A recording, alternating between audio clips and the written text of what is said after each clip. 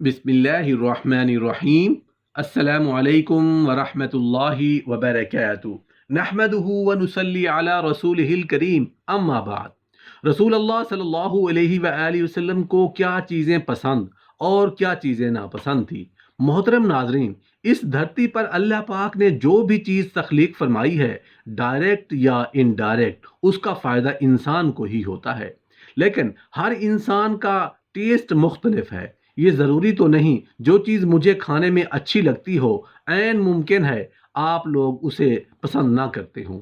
اسی طرح رسول اللہ صلی اللہ علیہ وآلہ وسلم نے کچھ چیزیں تناول فرمائیں اور کچھ مشروبات نوش فرمائے، اور ایسے کھانوں اور مشروبات کی تعریف بھی کی، لیکن کچھ چیزیں ایسی ہیں جن کو رسول اللہ صلی اللہ علیہ وآلہ وسلم نے بذات خود تو استعمال نہیں کیا، مگر ان کی تعریف کی اور ان کو حلال بھی کہا، اور بعض چیزوں کو حرام قرار دے کر ان کو کھانے یا پینے سے منع فرمایا ہے۔ ان چیزوں کو آپ کی ذات بابرکت سے دو تعلق، ایک تشریح کے اس میں کیا جائز ہے اور کیا ناجائز۔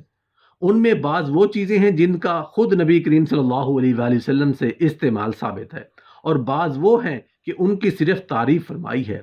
یقطین یعنی کدو، آپ صلی اللہ علیہ وآلہ وسلم کا برتن میں سے تلاش کر کر کے کھانا بخاری اور مسلم نے روایت کیا ہے، اور حضرت عائشہ رضی اللہ عنہا کو فرمایا کہ جب ہنڈیا پکاؤ تو کدو زیادہ ڈالا کرو کہ وہ قلب کو قوت دیتا ہے، اور آپ کی حیت کھانا کھانے کے وقت دو تھی، ایک اکڑو، دوسرے دو زانوں کے بائیں قدم کا تلوا داہنے قدم کی پشت سے لگا ہوتا، اور آپ تین انگلیوں سے کھاتے اور فارغ ہونے کے بعد ان کو چاٹ لیتے اور پانی شیریں اور سرد پیتے۔ لحم یعنی گوشت، آپ صلی اللہ علیہ وآلہ وسلم نے فرمایا کہ اہل دنیا اور اہل جنت کی سب غذاؤں کا سردار گوشت ہے۔ روایت کیا اس کو ابن ماجہ نے، اور آپ دست کا گوشت پسند فرماتے، روایت کیا اس کو بخاری اور مسلم نے۔ اور آپ صلی اللہ علیہ وآلہ وسلم نے فرمایا کہ پشت کا گوشت عمدہ ہوتا ہے، اور روایت کیا اس کو ابن ماجہ نے۔ آپ صلی اللہ علیہ وآلہ وسلم نے خرگوش کا گوشت بھی قبول فرمایا، روایت کیا اس کو بخاری اور مسلم نے، اور خرگوش کا گوشت کھانے کی صحابہ کو اجازت دی تھی، روایت کیا اس کو بخاری اور مسلم نے۔ اور آپ صلی اللہ علیہ وآلہ وسلم نے سکھایا ہوا گوشت بھی کھایا ہے، سنن میں روایت کیا ہے۔ مرغ اور سرخاب کا گوشت بھی کھایا ہے، روایت کیا اس کو بخاری اور مسلم نے۔ لبن یعنی دودھ، آپ صلی اللہ علیہ وآلہ وسلم نے دودھ کی مدح بھی فرمائی کہ بجز دودھ کے اور کوئی چیز مجھ کو ایسی معلوم نہیں کہ جو کھانے اور پینے دونوں سے کافی ہو جائے، روایت کیا گیا یہ سنن میں۔ اور خود بھی نوش فرمایا اور پھر پانی منگوا کر کلی کی، روایت کیا اس کو بخاری اور مسلم نے۔ ماء یعنی پانی، بعض خاص پانیوں کی آپ صلی اللہ علیہ وآلہ وسلم نے فضیلت بیان فرمائی، چنانچہ سیحان اور جیحان اور نیل فرات کو انہار جنت نے فرمایا، روایت کیا اس کو بخاری اور مسلم نے۔ اور زمزم کی نسبت ارشاد فرمایا کہ زمزم جس نیت سے پیا جائے اس کے لیے ہے، روایت کیا اس کو ابن ماجہ نے، اور حدیث حسن ہے۔ مسک یعنی مشک، آپ صلی اللہ علیہ وآلہ وسلم نے فرمایا کہ سب خوشبوؤں میں پاکیزہ خوشبو مشک ہے، روایت کیا اس کو مسلم نے۔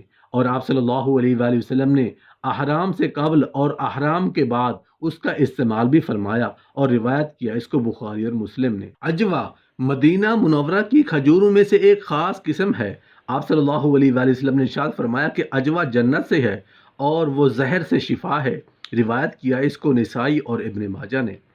شعیر یعنی جو، آپ صلی اللہ علیہ وآلہ وسلم کا معمول تھا کہ گھر والوں کو بخار میں آش جو بنوا کر پلاتے تھے، اور فرمایا کرتے تھے کہ یہ حزین کے قلب کو قوت دیتا ہے اور مریض کے قلب سے کرب کو دور کرتا ہے، روایت کیا اس کو ابن ماجہ نے۔ اور یہ سب کو معلوم ہے کہ آپ کی اکثر غذا یہی غلہ تھا۔ سلق یعنی چقندر، آپ صلی اللہ علیہ وآلہ وسلم نے حضرت علی رضی اللہ عنہ کو وہ نکاحت کی حالت میں جو اور چقندر سے مرکب کھانے کو موافق مزاح فرمایا، روایت کیا اس کو ترمذی اور ابو داؤد نے۔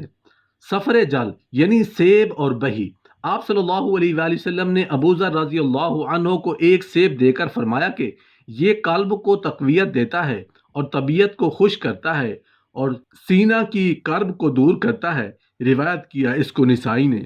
ریحان یعنی خوشبودار پھول۔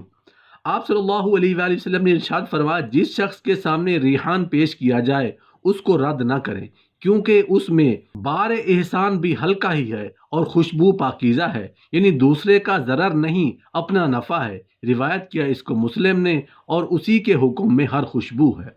یرید یعنی گوشت کے شوربے میں روٹی ٹوٹی ہوئی۔ آپ صلی اللہ علیہ وآلہ وسلم نے ارشاد فرمایا حضرت عائشہ رضی اللہ عنہا کی فضیلت دوسری عورتوں پر ایسی ہے جیسے جرید کی فضیلت دوسری غذاؤں پر۔ روایت کیا اس کو بخاری اور مسلم نے۔ اس سے ظاہر فضیلت یرید کی معلوم ہوئی۔ ایمد یعنی سرما، سیاہ اسفانی ایک حدیث ہے جس کا مفہوم اس طرح ہے کہ نبی کریم صلی اللہ علیہ وآلہ وسلم نے ارشاد فرمایا تم ایمد کو استعمال میں رکھو، وہ نکاح کو تیز کرتا ہے اور بال کو جماتا ہے۔ روایت کیا اس کو ابن ماجہ نے، اور آپ کی عادت شریفہ بھی دونوں آنکھوں میں لگانے کی تھی۔ ابن ماجہ کے مطابق 3 سلائی، اور ترمذی کی روایت کے مطابق داہنے میں 3 اور بائیں میں 2، یعنی عادت دونوں طرح تھی۔ اترج یعنی ترنج۔ نبی کریم صلی اللہ علیہ وآلہ وسلم نے ارشاد فرمایا جو مومن قرآن پڑھتا ہے اس کی مثال ترنج کی سی ہے کہ مزہ بھی پاکیزہ اور خوشبو بھی پاکیزہ۔ روایت کیا اس کو بخاری اور مسلم نے۔ بطیخ یعنی خرمائے سبز یعنی خام۔ نبی کریم صلی اللہ علیہ وآلہ وسلم نے ارشاد فرمایا کہ خرمائے سبز خرمائے خشک سے کھایا کرو۔ شیطان آدمی کو دونوں چیزیں کھاتے ہوئے دیکھتا ہے، متاسف ہو کر کہتا ہے کہ یہ آدمی اب تک جیتا رہا کہ کہنا کے ساتھ جدید پھل کو کھا رہا ہے۔ روایت کیا اس کو نسائی اور ابن ماجہ نے۔ بصر یعنی خرمائے نیم پختہ۔ صحیح حدیث میں ہے کہ جب آپ صلی اللہ علیہ وآلہ وسلم اور حضرت ابو بکر اور حضرت عمر رضی اللہ عنہما اور ابو الحشم رضی اللہ عنہ کے یہاں مہمان ہوئے تو وہ ایک خوشہ خرما لائے۔ آپ نے ارشاد فرمایا پختہ پختہ کیوں نہ چھانٹ لائے تاکہ پورا خوشہ ضائع نہ ہوتا۔ اس نے عرض کیا میرا جی چاہا کہ آپ حضرات اپنی طبیعت کے موافق خود پختہ اور نیم پختہ کو چھانٹ لیں، یعنی جن کو جو اچھا معلوم ہو۔ بصل یعنی پیاز۔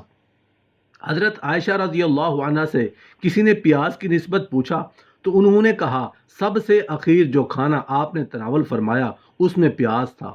روایت کیا اس کو ابو داؤد نے، اور صحیحین میں آپ نے اس کے کھانے والے کو مسجد میں آنے سے منع فرمایا ہے۔ ایک دوسری حدیث میں آپ کا ارشاد ہے جو کوئی پیاز یا لہسن کھائے تو ان کو پکا کر بدبو مار دے۔ تمر یعنی خرمائے خشک۔ آپ صلی اللہ علیہ وآلہ وسلم نے اس کی تعریف بھی فرمائی کہ جو کوئی صبح کو 7 تمر کھا لے اس روز کو جادو اثر نہیں کرتا، اور فرمایا کہ جس گھر میں تمر نہ ہو اس کے رہنے والے بھوکے ہیں۔ اور آپ سے کھانا بھی بکثرت ثابت ہے، مسکہ سے بھی، روٹی سے بھی، اور تنہا بھی۔ ثلج یعنی برف۔ حدیث صحیح میں ہے کہ آپ صلی اللہ علیہ وآلہ وسلم نے دعا فرمائی کہ اے اللہ مجھ کو میرے گناہوں سے دھو ڈال پانی اور برف اور اولے سے۔ جبن یعنی پنیر۔ سفر تبوک میں آپ کی خدمت میں جبن لایا گیا تو آپ نے چاقو منگوایا اور بسم اللہ کہہ کر اس کا ٹکڑا کاٹا۔ روایت کیا اس کو ابو داؤد نے۔ ہنا یعنی مہندی۔ آپ کو کوئی پھنسی نکلتی یا کانٹا لگ جاتا تو آپ اس پر مہندی رکھ دیتے۔ روایت کیا اس کو ترمذی نے۔